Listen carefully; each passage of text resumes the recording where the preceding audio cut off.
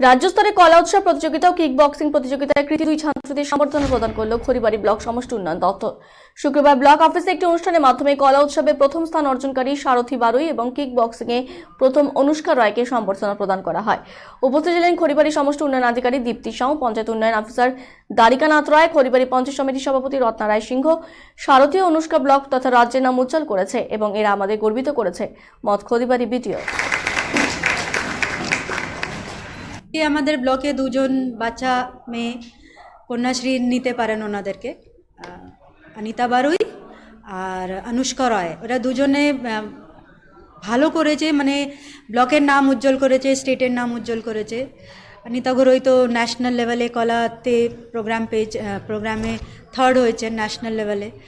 অনুষ্কাও পেয়েছে gold medal kick বক্সিংয়ে। তো ওদেরকে আমাদের ব্লকের তরফ থেকে ওরা যে এত ভালো এক্সাম্পল সেট করলো, এত রুরাল এরিয়া থেকে বেরিয়ে এসে এত ভালো জায়গায় গেলে ওরা এক্সাম্পল বা অন্য মেয়েদের জন্য এক্সাম্পল সেট করলো, বা আপনি বলতে পারেন পুরো ইয়াঙ্গার জেনারেশনের জন্য যে এক্সাম্পলটা সেট করলো, ওটার জন্যই ওদেরকে একটা সংবর্ধনা দেওয়া হলো। আর ওরা আরও ভালো হোক, আরও এগিয়ে যাক, আমরা এটাই চাই। আর ব্লকের তরফ থেকে আমাদের ব্লকে দুজন